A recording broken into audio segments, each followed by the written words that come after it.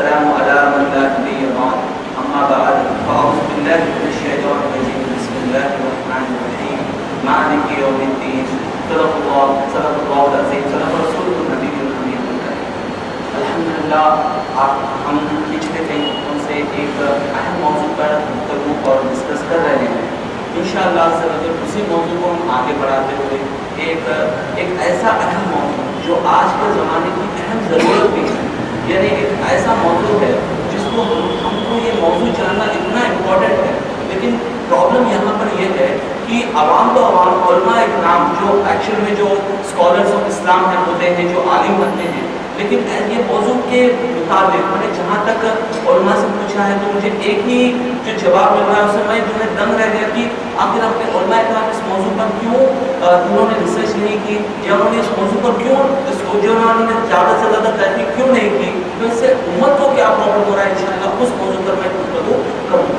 تو سب سے پہلے آپ ہم سب مل کر پیارے آقا صلی اللہ علیہ وسلم کی بارگاہ میں درود پاک کا نذرانہ پیش کیجیے. بڑی اللہم صلی اللہ سیدنا مولانا محمد وعلیہ وسلم. تو انشاءاللہ ہم اس موضوع کا آغاز کرتے ہیں. اگر مجھے وقت آج ملا تو میں انشاءاللہ یہ دو پارٹس ہیں، دو چیزوں کو میں کھول کر انشاءاللہ بیان کروں گا. اور ایک بات ہو سکتا ہے کئی لوگوں کو اس موضوع جو میں بیان کروں تو ہو سکتا ہے کہ آپ مجھ سے اختلاف بھی کریں، آپ مجھ سے کہیں کہ بھائی ہم نے بہت بڑے عالم صاحب سے ڈسکس کیا تو انہوں نے یہ مسئلہ میں اس طرح سے بتایا. تو میں آپ کو قرآن اور حدیث آپ کے سامنے رکھوں گا، اور جو علماء اکرام کو میں نے پڑھا ہے، جو علماء اکرام رکھوں گا اہل سنت کے ہیں، باہر کے نہیں، جو علماء اکرام اہل سنت کے تحقیق کرنے والے علماء اکرام ہیں ان کی تحقیق میں آپ کے سامنے رکھوں گا. انشاءاللہ آپ کو زمین جو کہے کہ ہاں ہو سکتا ہے، اگر آپ کا زمین آپ کو جواب دے گا کہ یہ صحیح ہے یا غلط ہے، انشاءاللہ آپ سمجھے اس کو اپنے دل میں بٹھایا اور انشاءاللہ آپ عمل کرنے کی کوشش کیجیے. ایک حدیث پاک میں پیارے آقا صلی اللہ علیہ وسلم نے فرمایا، حدیث پاک کا مفہوم و معنی یہ، سرکار صلی اللہ علیہ وسلم نے ارشاد فرمایا ایک ایسا زمانہ آنے والا ہے، ایک ایسا زمانہ آنے والا ہے کہ اس زمانے میں درہم اور دینار کے علاوہ کوئی چیز کوئی قیمتی نہ ہو. سرکار نے فرمایا اے میرے امتی، اے میرے امتیوں، ایک ایسا دور، ایک ایسا زمانہ آئے گا کہ اس دور میں درہم یعنی سونا اور درہم اور دینار کے علاوہ کوئی چیز ویلیبل، کوئی چیز جو ہے کسی قیمت نہ ہوگی، صرف درہم اور دینار کی قیمت ہوگی. تو آپ ایک سوچیں گے کہ ہاں ٹھیک ہے یہ سرکار نے فرمایا دور آئے گا، تو اس سے اور ہمارے اہم موضوع سے کیا ریلیشن ہے؟ آخر میں نے یہ حدیث کو کیوں پڑھا ہے اور اس میں قیامت کی جو آخری دن جو بھی گزر ہے، آخری زمان جو ہے، اس سے ریلیشن کیا ہے، تعلق کیا ہے؟ چلیے انشاءاللہ ہم اس میں میں نے جو ریسرچ کیا، میں نے جو گھنٹوں تحقیق اس موضوع پہ کی ہے، بہت سارے انگلش ڈاکیومنٹ میں نے پڑھے ہیں، بہت سارے علماء اکرام کو میں نے پڑھا ہے، قرآن و حدیث کا جو میں نے مطالعہ کیا ہے، اس تمام کا نچوڑ انشاءاللہ میں مختصر سے وقت میں آپ کے سامنے پیش کرنے کی کوشش کروں گا. سب سے پہلے مجھے آپ یہ بتائیں کہ ہم لوگ آج کے دور میں کوئی چیز خریدتے ہیں، کوئی چیز بیچتے ہیں، یا کوئی بھی ہم ٹرانزیکشن کرتے ہیں، تو آج کے دور میں ہم ایک چیز یوز کرتے ہیں، کرنسی نوٹ. ہم کون سی چیز یوز کرتے ہیں؟ Currency note. تو یہ آخر کرنسی نوٹ ہے کیا؟ اس کی حقیقت کیا ہے؟ کیا اسلام میں کرنسی نوٹ کو استعمال کرنے کی اجازت دی گئی ہے یا نہیں دی گئی ہے؟ اور جن علماء اکرام نے اس کی اجازت دی ہے انہوں نے کس بنیاد پر اس کی اجازت دی ہے؟ تو آج کے دور میں کرنسی نوٹ کی کیا حیثیت ہے، میں انشاءاللہ پہلے اس پہ گفتگو کروں گا. اس کے بعد اس سے ریلیٹڈ جو سب سے پرابلمٹک اور سب سے خطرناک آج کے دور کا جو مسئلہ ہے، سود کا لین دین، اور ایک مسئلہ جو ہے آج کے دور میں بہت عام ہو چکا ہے، سود کا لین دین. تو انشاءاللہ اگر وقت ہو تو میں یہ دو ٹاپک کو انشاءاللہ ملاؤں گا. اور حدیث پاک میں سنتے چلے سے پیارے آقا صلی اللہ علیہ وسلم نے حدیث پاک میں فرمایا کہ آخری دور ایک ایسا آئے گا کہ ہر شخص سود میں مبتلا ہوگا، چاہے اگر وہ کہے کہ میں نے تو سود کبھی نہ لی، تو سرکار نے فرمایا کم سے کم اس کو سود کی ہوا تو لگ کر گئی ہوگی. یعنی سرکار نے یہ فرمایا، حدیث پہ غور کیجئے، سرکار نے یہ فرمایا کہ ہر شخص، آخر ایک زمانہ آئے گا ہر شخص سود میں مبتلا ہوگا. اگر کوئی کہے کہ نہیں میں تو مبتلا نہیں، تو سرکار فرماتے ہیں کہ کم سے کم سود کی ہوا تو سے لگی ہوگی. تو آخر یہ نوٹ میں، یہ کرنسی میں، یہ پہلی حدیث میں دوسری حدیث میں کیا ریلیشن ہے؟ میں انشاءاللہ میرا جو میں نے دوسرے علماء اکرام کو بھی پڑھا ہے اور جو میں نے इंटरनेशनल पॉइंट ऑफ व्यू से जो डॉक्यूमेंट पढ़े मैं इंशाल्लाह उसका खुलासा आपके सामने पेश करता हूँ। और पैसे की हकीकत, जो पैसे के लिए हम आज जो है नमाजों को हम क़ज़ा कर देते हैं, जो पैसे के लिए हम जो है ना नमाजों को, दीन की जो है ना अहम ज़रूरियात को हम जो है ना छोड़कर पैसे के पीछे भागते हैं, तो ये पैसे की हकीकत क्या है मैं इंशाल्लाह उसकी हिस्टोरिक पॉइंट ऑफ व्यू से मैं इंशाल्लाह बताऊंगा। आप दिलचस्पी के साथ जरा गौर से सुनिए और देखिए कि हाँ या फिर क्या हो रहा है। तो सबसे पहली बात, जब पहले ज़माना जब होता था, पहले दौर का हम बात ले लेंगे, तो पहले ज़माने में जो ट्रांसैक्शन होता था, अगर आप चाहें कि अपने पास थोड़ा सा जो है कुछ आपको माल चाहिए, कुछ चीज़ चाहिए, सर कुछ चावल चाहिए या दूध चाहिए, तो पहले ज़माने में मुझे बताएं किस तरह से ट्रांसैक्शन या लेन देन हुआ करता था, किस तरीके से क्या लिया जाता था, क्या दिया जाता था। आपकी बात मैं नहीं कर रहा हूँ, आपसे 1000 साल पहले ये सरकार के दौर में आप ले लीजिए, किस तरह से ट्रांसैक्शन किया जाता था, उस दौर में क्या होता था। अच्छा अगर आप इंडिया की भी अगर किंग्स के दौर में आप चले जाए तो क्या ट्रांसैक्शन हुआ करता था, तो आप कहेंगे कि भाई पहले जो है ट्रांसैक्शन सोना यानी दिरहम और दिनार के तरीके से सोने के सिक्के बनाए गए थे और जो है दिनार जो है कि चांदी के सिक्के बनाए गए थे। तो पहले दौर में हुआ ये करता था, आपको कोई भी चीज हो तो सोना और चांदी के जरिए से उनसे ट्रांसैक्शन में लाते थे। यानी अगर आपको कोई चीज चाहिए तो आप उसके पास जाके आप उससे जो है एक सिक्का दे दिए सोने का, क्योंकि वो सोना और चांदी के अलावा कोई चीज नहीं थी। तो वहां पर मैं आपको ये पूरी इब्तदा यानी जो करेंसी नोट है और इसका फ्यूचर में आखिरी ज़माने से क्या ताल्लुक है, इसका इजराइल से क्या ताल्लुक है और इसका मुसलमानों पे क्या इफेक्ट पड़ने वाला है, इंशाअल्लाह मैं मेरी तमाम रिसर्च आपके सामने मैं रखूंगा, आप उसको गौर से सुनिए। तो यहाँ पर सबसे पहले ये बात आप ध्यान में रखिए कि जब दुनिया से पहले से शुरू हुआ है, तकरीबन हुज़ूर सल्लल्लाहु अलैहि वसल्लम के दौर से 700 ईयर्स पहले भी चाइना ने सबसे पहले क्या किया था कि सोने की उन्होंने सिक्का बनाया और चांदी का सिक्का बनाकर वो ट्रांसैक्शन करते थे और ये रिवाज तकरीबन कई साल तक गुजरता गया। लेकिन एक सबसे बड़ा प्रॉब्लम यहाँ पर यह आ गया कि बाद में जब लोग बढ़ने लगे यानी लोग ज्यादा होने लगे, लोग ज्यादा होने की बुनियाद पर सोने के सिक्के कम पड़ने लगे, तो लोगों ने ये सोचा कि अब हम इसे कैसे जो है ना टैकल कर सके, हम उसको क्या कर सकते हैं। और उसके बाद ये भी प्रॉब्लम है, अगर आपको कोई चीज होना है इसमें जो है ना एक आपको 100 अशरफी या 100 सोने के सिक्के देना पड़ेगा, तो आपको एक बहुत सारा बड़ा जो है ना कोटी लेकर जाकर देना पड़ेगा। तो इसमें एक प्रॉब्लम ये भी होता था कि लोग बीच में जो है ना कोई लुटेरे आपका माल ले लेते या छीन लेते।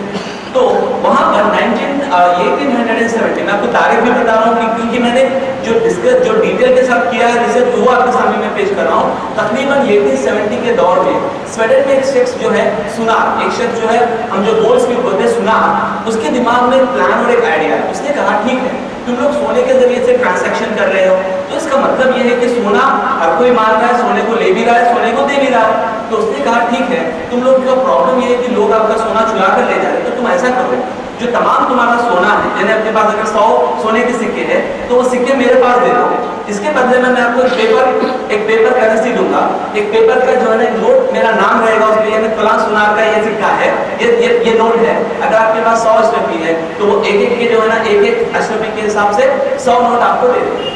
ये एक्चुअल में 1870 में ये रिवाज था, स्वीडन के एक गोल्डस्मिथ ने इजाद किया था। तो जब उसने इजाद किया तो सबसे पहले हुआ ये कि लोग जब वो सुनार के पास जाते तो वो सोना रखवा देते, और क्योंकि कैरी करने के लिए आसान है, चोर ज्यादा चोरी करने का भी मुश्किल होगा क्योंकि ऐसा ज्यादा वजन भी नहीं रहेगा, कहीं भी छुपा सकते हैं पैसे को जो पेपर को।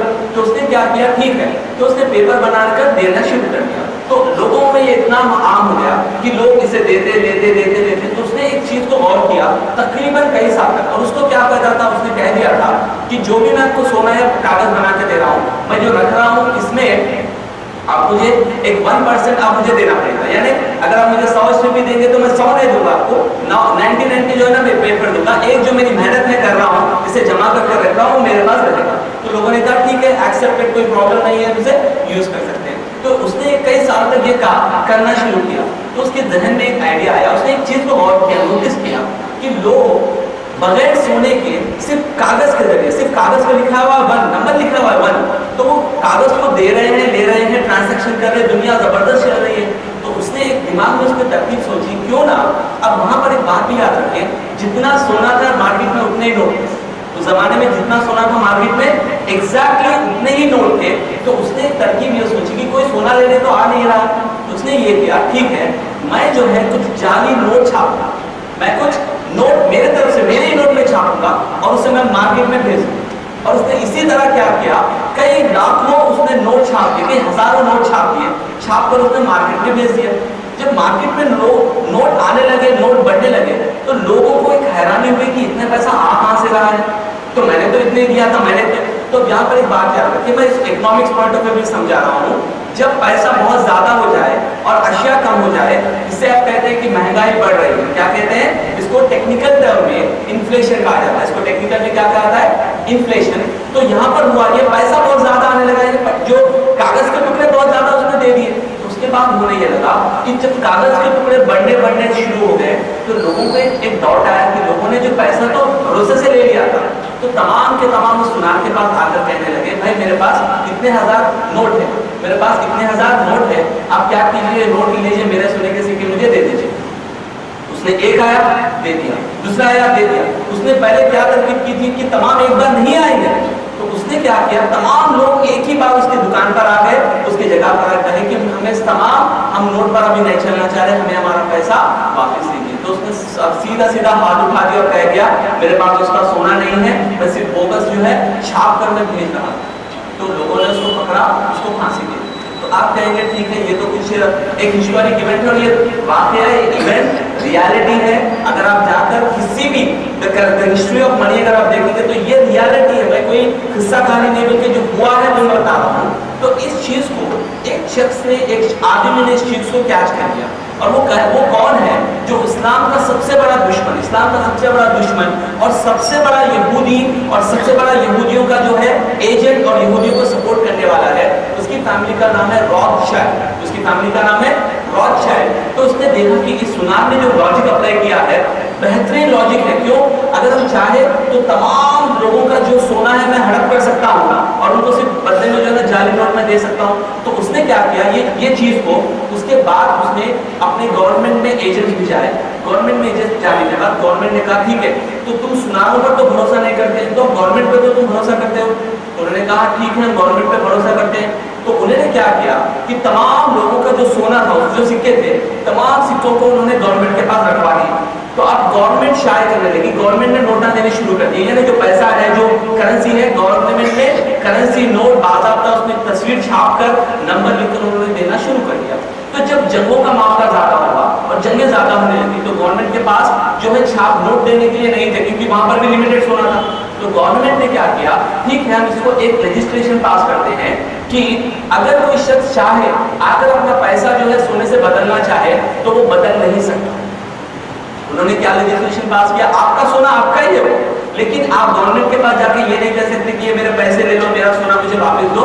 تو انہوں نے پہلا لیجسلیشن پاس کیا کہ سونا ہم لیں گے، لیکن اگر آپ آ کر مجھے پوچھیں گے کہ سونا ہم نہیں دیں گے تو وہ سونا واپس نہیں کریں گے۔ اسے کہتے ہیں نان ریڈیمیبل منی، یعنی ہم جو پیسہ اپنے پاس ہے وہ نوٹ کی شکل میں ہے، ہم جا کر اس کے پاس سے سونا ہم نہیں لے سکتے۔ اب ذرا غور سے سنیے، انشاءاللہ آپ کو میں اس کو کہاں لے جا رہا ہوں میں سمجھ میں آئے گا جب میں اس کا اینڈ جو ابھی جو چیز ہے وہ بتانا چاہ رہا ہوں وہ آپ غور سے سنیں۔ تو یہاں پر ایک دو بات پہلے گورنمنٹ نے کیا کیا کہ بھائی سونا تو ہم ایشو کریں گے لیکن آپ کو ریورس میں سونا نہیں دیں گے، ریورس میں سونا ہم نہیں دیں گے۔ تو میں آپ کو ہسٹورک پوائنٹ آف ویو میں لے جا رہا ہوں۔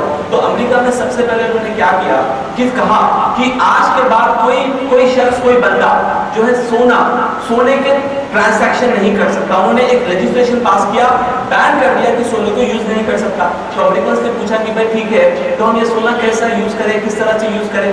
تو انہوں نے کہا تمام سونا ہمیں دے دیجیے، ہم آپ کو نوٹ دے دیں گے، ہم آپ کو نوٹ دے دیں گے، ٹھیک ہے۔ تو تمام لوگوں نے سونا دے دیا اور سونا انہوں نے اس شرط پہ دیا، میں آپ کو انڈین حساب سے سمجھا رہا ہوں۔ 20 روپے اگر آپ 3 تولے سونا دیں گے گورنمنٹ کو، اگر آپ 3 تولے کے اگر سکے دے دیں گے، 3 تولے کے سکے آپ دیں گے تو گورنمنٹ آپ کو سمجھے انڈین کے حساب سے 20 روپے واپس دیں گے۔ کتنے؟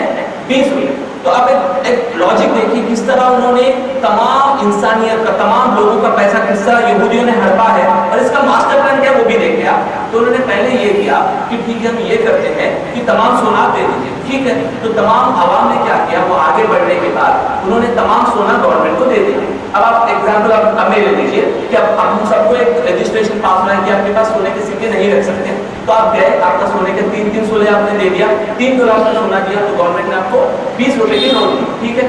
تو یہ کچھ دن تک چلا، کچھ مہینوں تک چلا اور کچھ سال تک چلا۔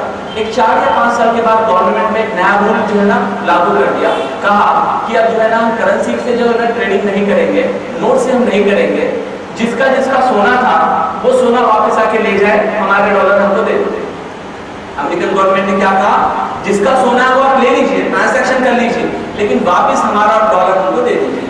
لیکن یہاں پر دنیا کی سب سے بڑی چوری, جو سب سے بڑے دنیا کے 3 جو یہودی اور نصارہ جو مل کر زائنسٹ کا جو گروپ ہے انہوں نے کیا کیا, تو پہلے آپ سے جب لیے تھے کتنا دیے تھے وہ 20, اگر اپنے انڈین کرنسی ایکچولی وہ $20 ہے, ایک اونس کا کتنا لیا تھا انہوں نے $20, یعنی 20 روپے میں انہوں نے سونا آپ کو دیا تھا, $20 آپ کو دیے تھے. لیکن جب آپ آ کے واپس ان کو پیسے دینا ہے تو وہ انہوں نے آٹومیٹکلی اس چیز کی قیمت 3 تولے کی قیمت انہوں نے $35 کر دی, یعنی 35 روپیز کر دی. آپ سمجھیں گے اس میں کیا پرابلم ہے, اس میں کیا چوری ہے, آپ بتاتا ہوں میں سمپل سے. آپ دیکھیے تو جب اب ایگزامپل لے لیجیے, میں نے سمجھے 1 تولے کی قیمت 20 روپے, میں نے 100 تولے سونا دیا تھا تو 100 تولے کے حساب سے 200 روپے مجھے آیا, ٹھیک ہے.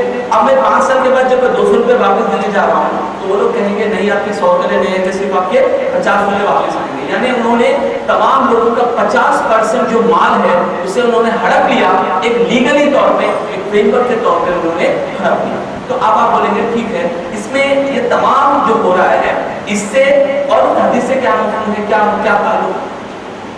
آپ کہیں گے میں نے جو حدیث پہلے سنائی کہ درہم اور دینار کے علاوہ کوئی چیز کی اہمیت نہیں ہوگی, میں نے کہا کہ انہوں نے اس طرح سے چوری کی, اس طرح سے انہوں نے ڈالر کو آگے بڑھایا, تو اس میں اور اس حدیث میں کیا ریلیشن ہے. تو اب یہ ریلیشن میں آپ کو بتانے جا رہا ہوں. تو اب انہوں نے یہ کہا کہ اب سونے کا ٹرانزیکشن کی ضرورت ہی نہیں ہے, سونا ہونا ہی نہیں. تو انہوں نے کہا کہ ہم ڈالر کو کرنسی بناتے ہیں, تمام دنیا کی جتنی بھی کرنسی ہے وہ ڈالر کے بیس پر چلے گی. جیسے انڈیا کی کرنسی ہے روپی, لیکن روپی جو ہے ڈالر کے مقابلے میں 60 روپیز ابھی جو کرنسی ریٹ ہے, ایک اگر 60 روپیز آپ دیں گے تو آپ کو $1 ملے گا. یعنی آپ کی جو دولت ہے, آپ کے جو پیسے ہیں وہ کس پہ ڈیپینڈ ہے, ابھی ڈالر پہ ڈیپینڈ ہے. تو اب ایک بات بتائیں, اگر ڈالر کولیپس ہو جائے یا ڈالر ختم ہو جائے تو آپ کے پیسوں کی کیا ویلیو ہوگی. آپ کہیں گے نہیں میرے تو پیسوں کی ویلیو ہوگی. نہیں میرے بھائی, آپ ذرا غور سے آپ سنیے یہ بات. ہم ایک بات میں بتاتا ہوں کہ آپ بولیں گے کہ بھائی ویلیو تو پیسوں کی ہے, وہ کبھی ختم نہیں ہوگی. آپ کہیں گے ٹھیک ہے, میں آپ سے ایک بات کہتا ہوں, اگر ایک 20 سال پہلے میرے پاس 1 لاکھ روپے تھے, کب 20 سال پہلے, کتنے سال پہلے 20 سال پہلے میرے پاس 1 لاکھ روپے تھے, تو میں نے اسے ایک الماری میں رکھ کر بند کر دیا 20 سال پہلے, اور اسی 20 سال پہلے کے میں نے 1 لاکھ روپے کو آج ملا تو وہ 20 لاکھ روپے میرے ویسے ہی تھے. 1 لاکھ روپے جو 20 سال پہلے میں نے رکھے وہ ویسے ہی. آپ مجھے سمجھائیے, 20 لاکھ روپے, 1 لاکھ روپے 20 سال پہلے جو روپے کی اہمیت تھی, آج 20 سال کے بعد وہ 1 لاکھ روپے کی کیا اہمیت ہے مجھے بتائیے. اس کی پیسوں کی وہ ویلیو بڑی ہے یا گھٹی ہے. سمجھ آپ کو میرا لاجک سمجھ میں آیا. 20 سال پہلے آپ کے پاس 1 لاکھ روپے تھے, آپ نے اسے بند کر دیا, کس نے تجوری میں بند کر کے رکھا, آپ اسے نکالا 20 سال کے بعد, تو آپ کی 1 لاکھ روپے کی کیا اہمیت ہے کہ آپ ایک کار بھی نہیں خرید سکتے آپ کار نہیں. اچھا 20 سال پہلے 1 لاکھ روپے سے آپ کیا کر سکتے, آپ کئی گھر خرید سکتے تھے, کئی کار خرید سکتے تھے, آپ بہت کچھ کر سکتے تھے. تو یہاں پر اصل میں کنٹرول یہاں پر یہ ہو رہا ہے میرے بھائی. اب یہاں پر ایک پوائنٹ کی بات یہ آ رہی ہے کہ یہودیوں نے, اسرائیلیوں نے ایک تمام ورلڈ کو جو دجال کے لیے پریپیئر کرنا ہے, تو انہوں نے ایک فاؤنڈیشنل بنایا جس کا نام ہے انٹرنیشنل مانیٹری فنڈ IMF. آپ لوگ یہ تقریباً بیان میں تو سنتے نہیں ہوں گے, لیکن میرا یہ اہم فریضہ ہے کیونکہ میں ایک عالم کی طرح آپ کے سامنے بتانا ہے, میرا ضروری میں پڑھ سمجھتا ہوں کیونکہ آپ کو زمان کا یہ بہت اہم پارٹ ہے. تو انہوں نے IMF فنڈ بنایا, انٹرنیشنل مانیٹری فنڈ, اور انہوں نے کیا بنایا, ورلڈ بینک. انہوں نے کیا بنایا, ورلڈ بینک. تو یہ 2 آرگنائزیشن یہ یہودیوں نے اسٹیبلش کیے ہیں اور یہودیوں کے کنٹرول میں ہے. اور ان لوگوں کا سب سے بڑا یہ چوری اور یہ پرابلم یہ ہے کہ جسے چاہے وہ لوگ راتوں رات غریب کر سکتے ہیں, جسے چاہے وہ راتوں رات امیر کر سکتے ہیں.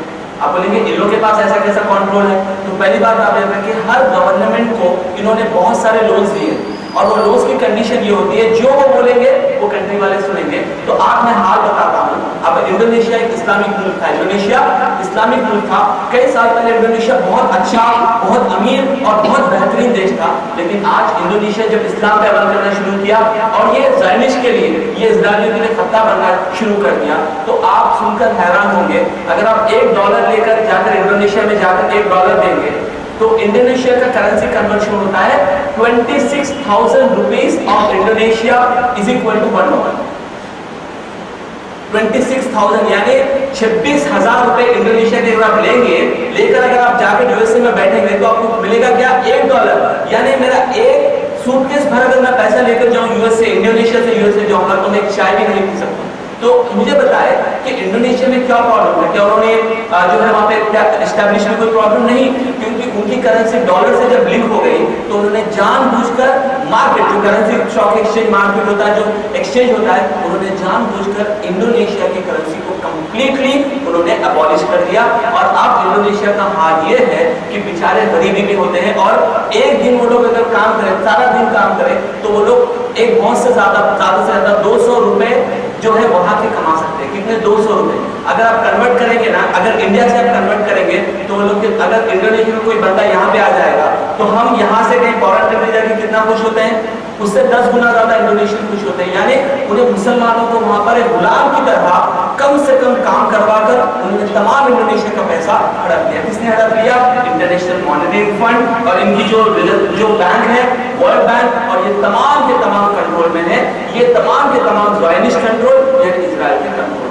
تو آپ کہیں گے کہ بھائی اس سے ان تمام سے اپنے کو کیا پرابلم ہے، ہمارے اپنے آپ مجھے کیوں سنا رہے ہیں، اس میں ہمارے لیے کیا پرابلم ہے؟ تو میں آپ کو بتانا یہ چاہ رہا ہوں، قرآن اور حدیث میں اللہ نے کہیں کرنسی کا ذکر نہیں کیا. اللہ نے ہر جگہ پر سونا اور چاندی کے مطابق فرمایا. تو میں آپ سے کہہ رہا ہوں، ہم یہ کنٹری میں ہیں تو یہاں پر کرنسی نوٹ چلیے، ہماری مجبوری ہم اسے یوز کر رہے ہیں. لیکن اگر ہم ان کے شکنجے سے، اگر ہم ان کے پرابلم سے بچنا چاہتے ہیں تو سب سے پہلے آپ یہ کیجئے کہ اگر آپ کے پاس کوئی پیسہ ہے، کوئی اماؤنٹ ہے، سب سے پہلے آپ یہ کیجئے کہ اسے آپ سونے میں کنورٹ کر لیجیے. آپ اسے سونے میں کنورٹ کیجیے اور اپنے پاس رکھیں، بینک میں نہ رکھیں، اپنے پاس رکھیں. کیوں؟ جب یہ روپی فال ہوگا، جب تمام دنیا میں کولیپس ہوگا. اور اس کا سلسلہ یہ ہے کہ جب ورلڈ میں جب سب سے پہلے ڈالر گرے گا تو World War III ہوگا. World War III ہوگا. سرکار صلی اللہ علیہ وسلم نے اس کی حدیث میں فرمایا کہ ملحمہ ایک جنگ ہوگی جس میں تمام دنیا کے لوگ جو ہے ایک دوسرے سے لڑیں گے. اور یہ آلریڈی یہ سٹارٹ ہو چکا ہے. جا کر ایران میں دیکھ لیجئے، اب جا کر سیریا میں دیکھ لیجئے، آلریڈی سٹارٹ ہو چکا ہے. تو یہاں پر جب یہ تمام لوگ لڑیں گے، ایک دوسرے سے بھڑیں گے، تو ڈالر تو ختم ہو گیا، پیسہ ختم ہو گیا. تو جب اسرائیل اٹھے گا اور کہے گا کہ یہ ڈالر ایک بہت بڑا پرابلم تھا، تو ہم اس کا سب سے بہترین سولوشن ہم دے رہے ہیں آپ کو، اور وہ سولوشن وہ دیں گے کہ الیکٹرانک منی دیں گے. اسرائیل کیا دے گا؟ الیکٹرانک. یعنی نہ پیسہ رہے گا آپ کے ہاتھ میں، نہ سونا رہے گا، صرف کمپیوٹر اسکرین میں کچھ نمبرز رہیں گے. اور انہوں نے آلریڈی ایک ٹیکنالوجی بنائی ہے جسے کہتے ہیں RFID ٹیکنالوجی. RFID ایک چھوٹی سی چپ ہوتی ہے، وہ آپ کے بدن میں فٹ کر دیں گے، آپ کے بدن میں فٹ کر دیں گے.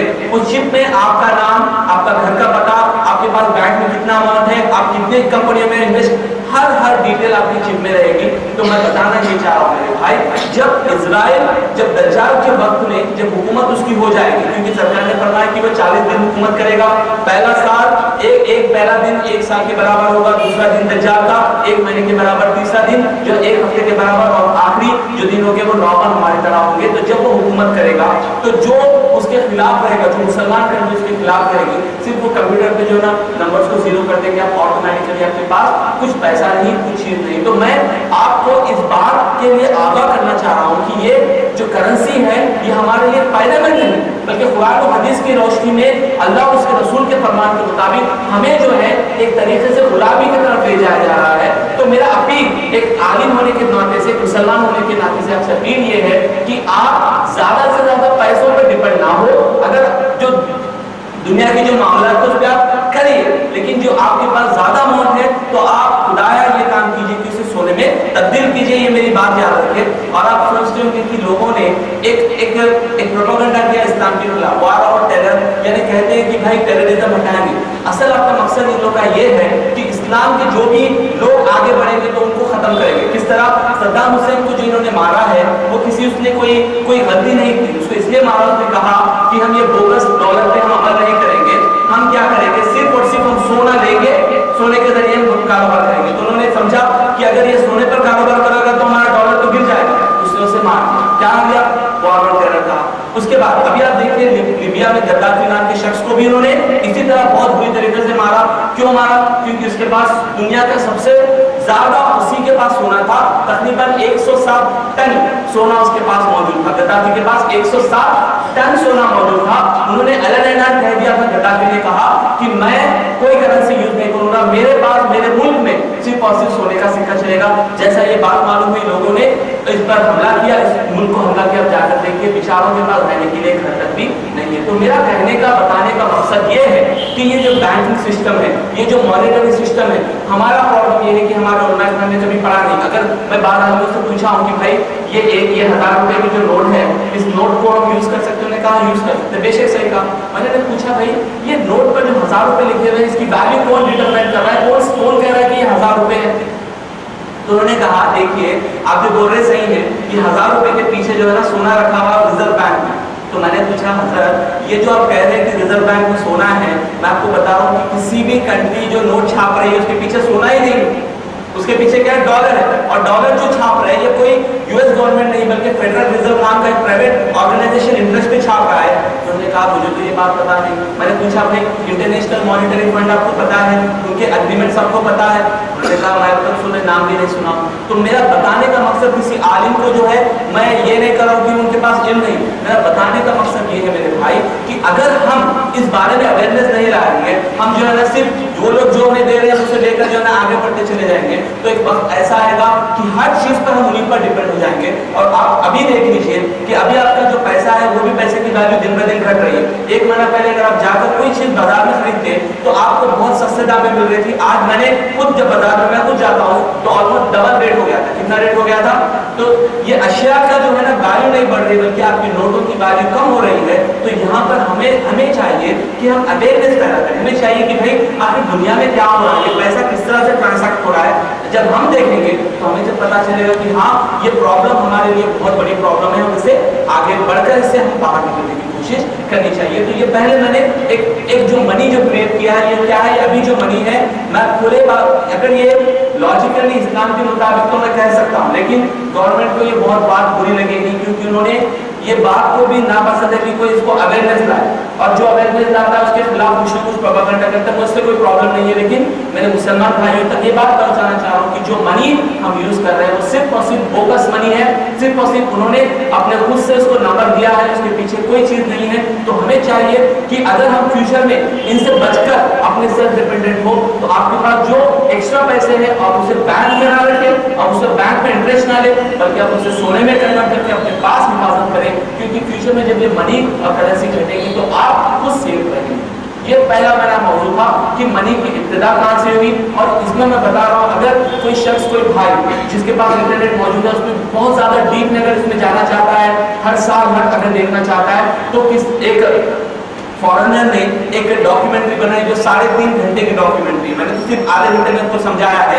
3.5 घंटे की डॉक्यूमेंट्री में उस शख्स ने जो मनी मास्टर्स, उस डॉक्यूमेंट्री का नाम है मनी मास्टर्स, उसमें 3.5 घंटे में उसने एक शख्स के नाम के साथ कौन से ईयर में उन्होंने पॉलिसी अप्लाई की है, क्यों अप्लाई की है, किस कंट्री को उसने इससे जो है ना लूट लिया है, बर्बाद किया है, तमाम डॉक्यूमेंट्री अगर आप देखना चाहें तो आप देख सकते हैं। तो अब इस मौजूद से मैं टच करते हुए जो दूसरी हदीस मैंने पेश की थी कि क़यामत के करीब ऐसा दौर आएगा कि हर शख्स जो है ना सूद में मुब्तला होगा, या कम से कम उसको सूद की हवा जो है लग रही होगी।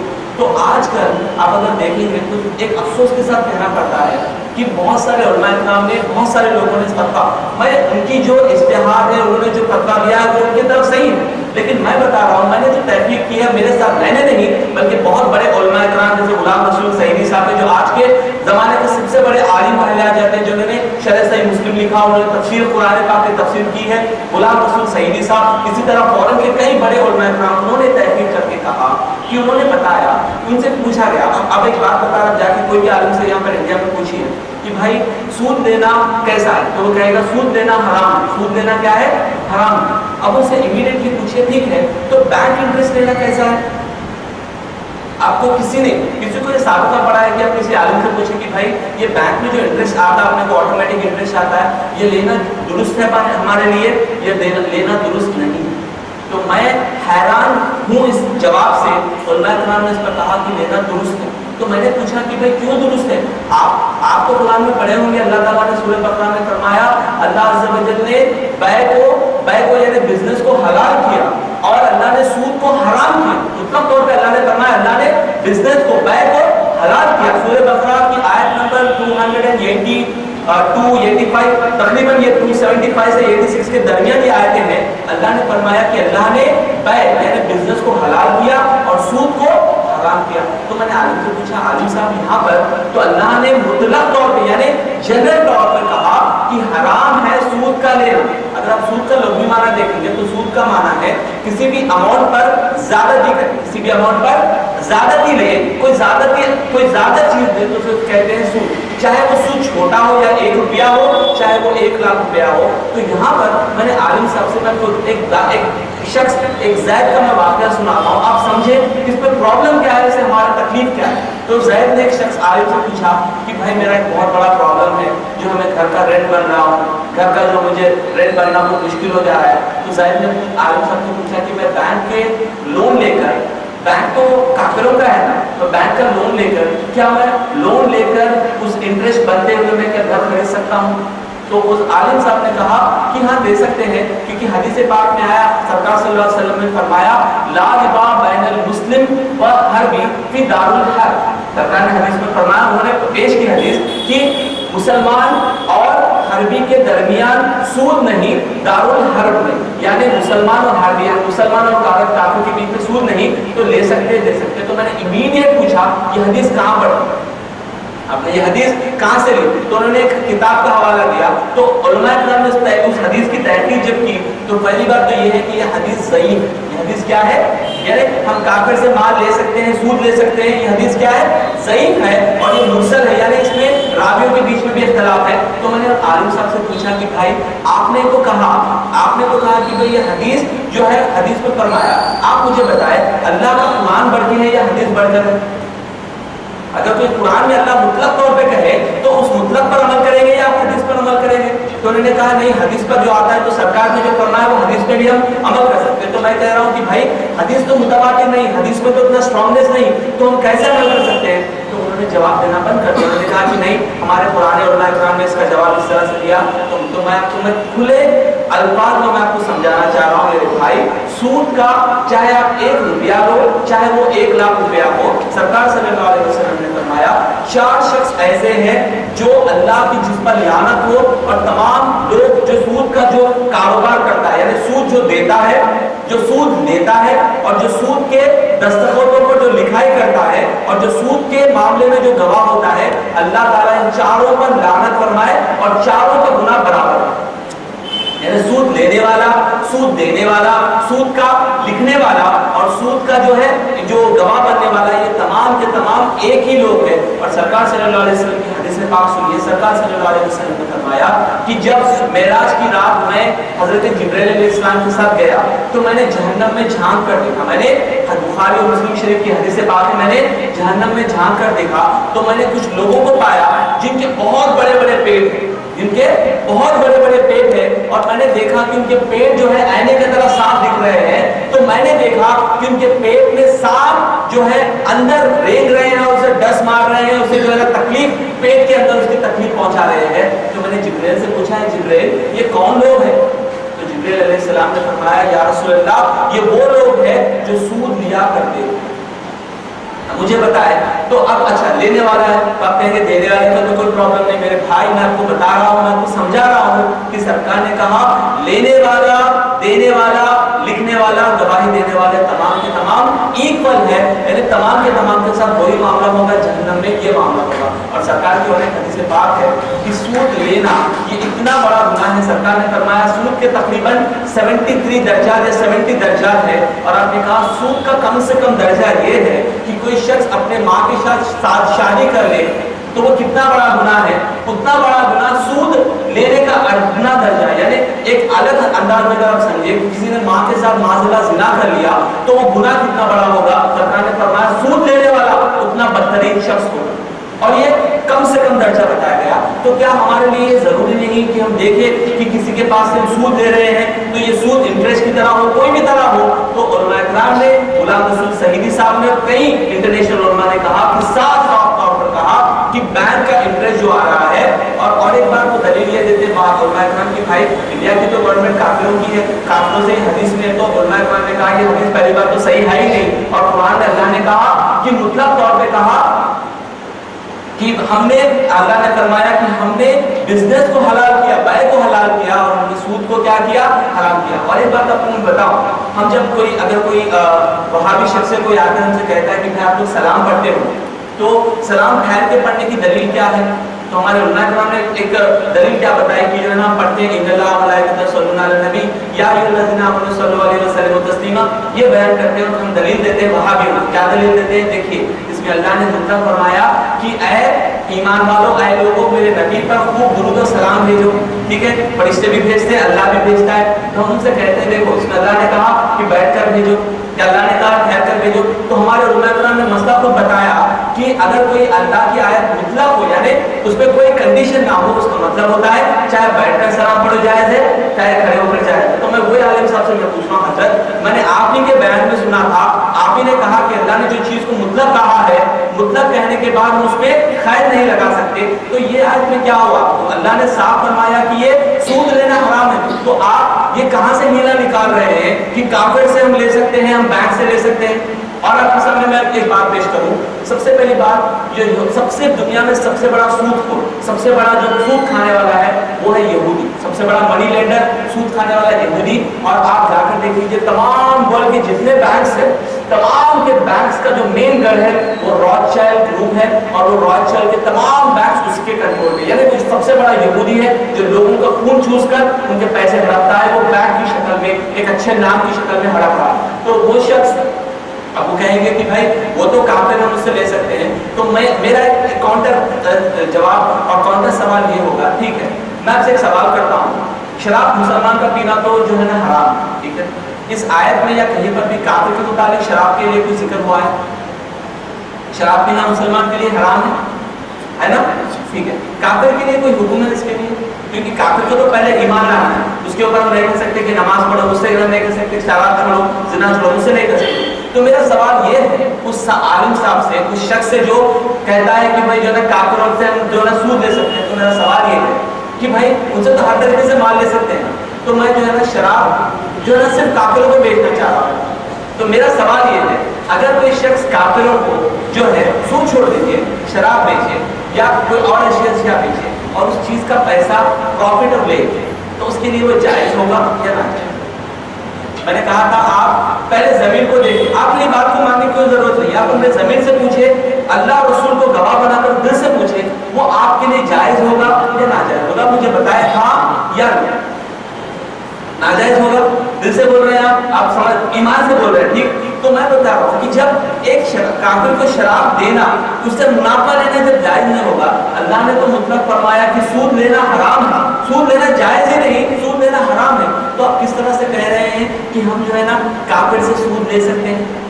تو یہاں پر خلاصہ یہ ہے، اب میں انشاءاللہ عز و جل اپنی تقریر کو ختم کرتا ہوں، لیکن اس میں آپ کو میں بتانا یہ چاہ رہا ہوں کہ یہاں پر ایک پرابلم یہ ہے کہ کئی علماء کرام نے کہا کہ ہم لے سکتے ہیں. وہ حدیث جو ہے وہ حدیث پہلی بار ضعیف ہے. وہ عالم سے بولیے کہ بھائی یہ حدیث ضعیف ہے، یہ مسلم شریف میں نہیں، بخاری شریف میں نہیں، یہ ایک کتاب معلم یا کوئی کتاب کا نام ہے، اس میں کوئی عالم صاحب نے اس عالم نے اس حدیث کو نقل فرمایا ہے. اس حدیث میں راوی بھی صحیح نہیں ہے، راوی بھی ضعیف ہے. تو آپ ضعیف روایت کو لے کے ایک حرام چیز کو حلال بنانے چل رہے ہیں. تو میں آپ کی بات پہ آپ مجھے اور کوئی فاؤنڈیشن بتائیے. قرآن آپ قرآن اٹھا کر دیکھیے اور بخاری اور مسلم اٹھا کر دیکھیے. سرکار صلی اللہ علیہ وسلم نے بخاری مسلم میں تقریباً 50 سے زیادہ حدیثیں ہیں جس میں سرکار نے کہا کہ سود نہ لو، سود نہ لو. اور یہ حدیث آپ لا کر کہہ رہے ہیں کہ سود ہم کافر سے لے سکتے ہیں.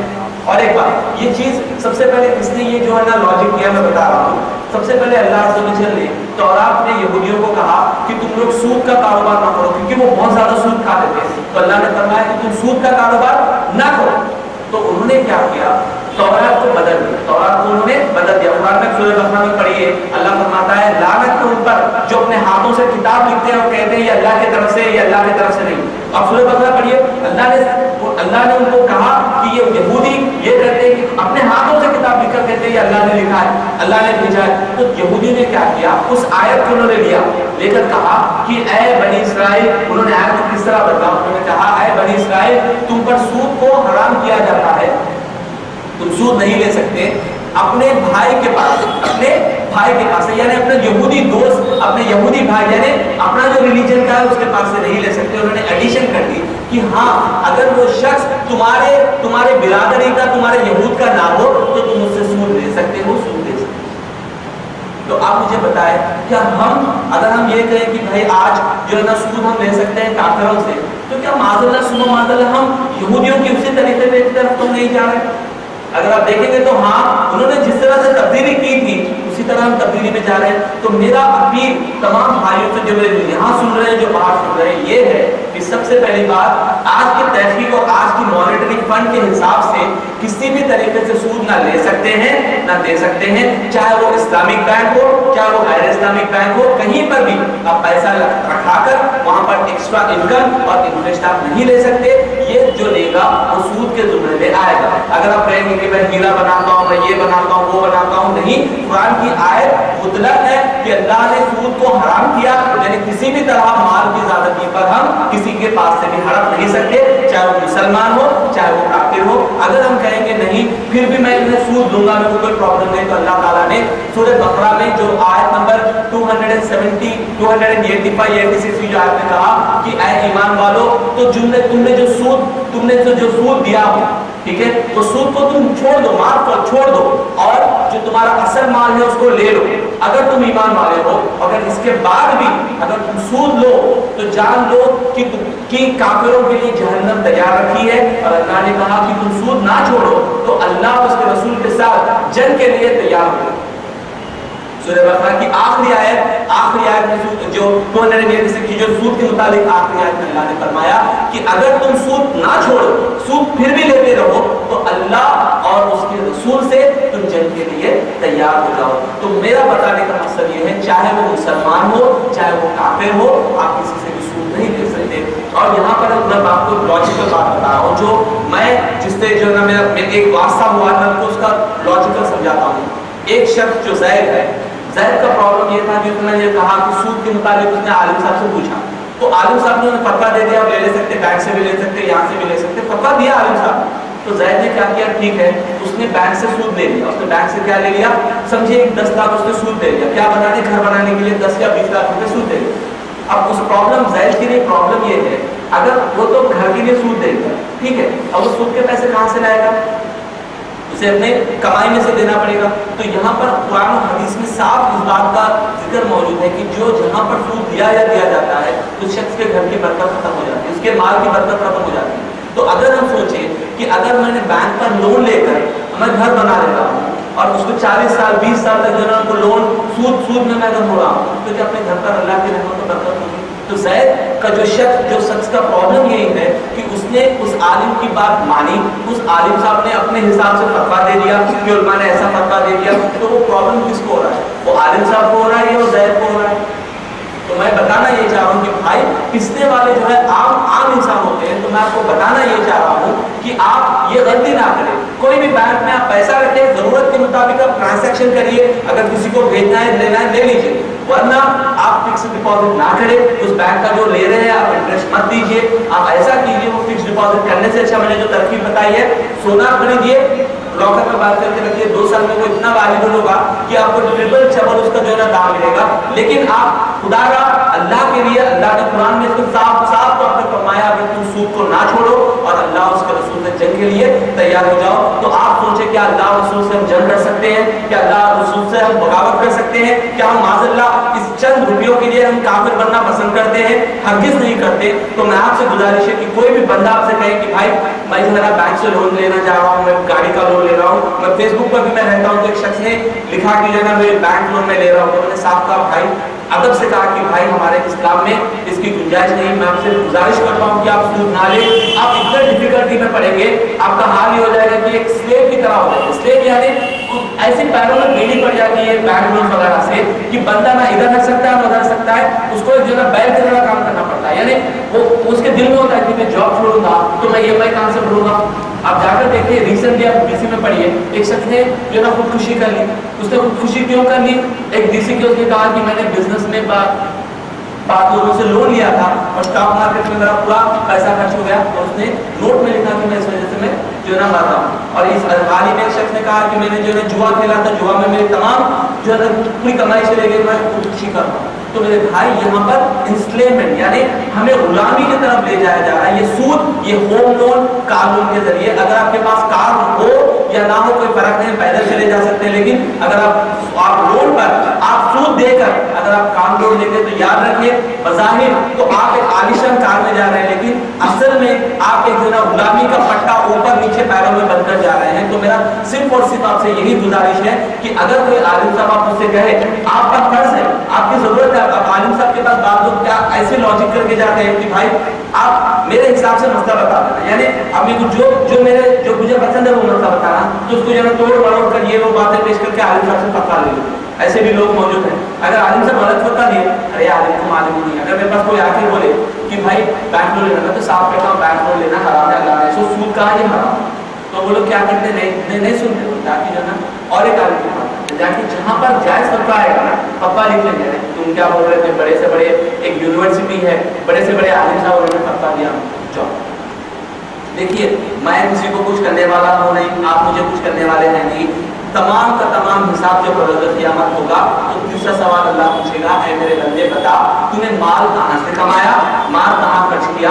تو کیا آپ دیکھیے کیا ہم اس دن اللہ سے کہہ سکتے ہیں یا اللہ میں نے حلال طریقے سے مال خرچ کیا لیکن سود کے طریقے سے میں نے پیسہ دیا, کہہ سکتے ہیں اللہ کے سامنے؟ نہیں. تو میرے گزارش یہ ہے کہ آپ بینک لون کو آپ ختم کریں, سود کو, اور آپس میں اگر قرض دینا ہے تو اللہ تعالیٰ نے قرآن میں سورہ بقرہ کی آیت نمبر 282 میں فرمایا کہ جب بھی تم لین دین کا معاملہ کرو تو اسے لکھ لیا کرو تاکہ بعد میں تمہیں کوئی پریشانی نہ ہو, کیونکہ آج کل ہوتا ہے یہ لوگ پیسے لے کر بھول جاتے ہیں. تو چاہیے آپ کو یہ کہ جب وہ لکھ رہے ہیں تو اسے کہیں کہ بھائی آپ جو تاریخ دے رہے ہیں وہ تاریخ مجھے دیجیے, تاریخ مجھے دیجیے. اگر وہ نہیں دے سکا اس دن بھی تو اللہ نے قرآن میں فرمایا ہے کہ اگر وہ تنگی والا ہے تو اسے تھوڑی مہلت دو, جتنی تم مہلت دیں گے اللہ عز و جل اس قرض کے بدلے میں تمہیں ثواب دے گا.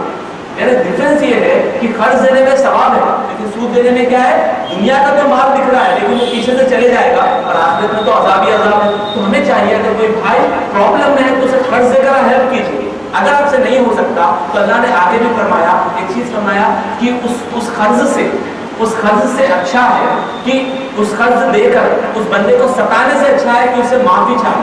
یعنی اس کا آیت کا مفہوم و معنی یہ ہے کہ بعض لوگ قرض تو لیتے ہیں لیکن اتنا ٹارچر کرتے ہیں وہ قرض دینے والے کو کہ وہ بندہ بالکل پریشان, یعنی صبح شام ہر گھنٹے ہر لمحہ اس کو کال کر کے اس کے گھر پہ آ کے ٹھہر جاتے ہیں. یعنی اگر آپ قرض کی کو دے رہے ہیں تو اگر اس کے آپ ظلم نہ کریں, یعنی اس کی زندگی حرام نہ کریں, اللہ فرماتا ہے کہ تم اس طرح کرنا چاہ رہے ہو اس سے بہتر ہے تم اس سے معافی چاہو, بھائی میں آپ کو نہیں دے سکتا, میں معافی چاہتا ہوں. اللہ نے قرآن کو ہمارا پرابلم یہ ہے, سرکار کی جو حدیث پاک فرمایا, سرکار نے فرمایا کہ آخری دور ایسا آئے گا کہ لوگ صرف رواج کے طور پہ قرآن پاک کریں گے. کس کے طور پہ؟ رواج کے طور پہ, یعنی صرف الحمدللہ رب العالمین بس پڑھ لیے آگے بڑھتے چلے گئے, پورے قرآن ختم ہوئے. کتنے قرآن ختم کرے آپ رمضان میں؟ میں بھائی 10 قرآن شریف میں ختم کرا, 10 قرآن شریف پڑھ بہت ایسے لوگ. لیکن پرابلم ہمارا یہ ہے کہ اگر ہم معنی کے ساتھ نہیں پڑھیں گے تو ہمیں کوئی فائدہ اس کے ساتھ حاصل نہیں ہوگا. تو اللہ عز و جل کی بارگاہ میں یہ اللہ سے دعا ہے کہ یا اللہ جو بیان ہوا ہے اس کو تمام کو سمجھنے, اس کی جو باریکیاں ہیں اس کو سمجھنے کی توفیق عطا فرما. اور یا اللہ عز و جل ہم میں سے جو سود مجبوری کے طور پر یا کسی بھی طریقے پہ جانے یا انجانے میں ہم نے کسی کو سود دیا ہو یا سود لیا ہو یا سودی کاغذات پہ دستخط کیے ہو, یا اللہ تمام کو معاف فرما, یا اللہ تمام کو توفیق عطا فرما کہ آئندہ کسی بھی طرح کا سودی کاروبار میں مبتلا ہونے سے محفوظ رہے. یا اللہ عز و جل کی بارگاہ میں دعا ہے کہ اللہ حبیب کے صدقے میں یا اللہ تمام کے گناہوں کو معاف فرما اور تمام کی دنیا اور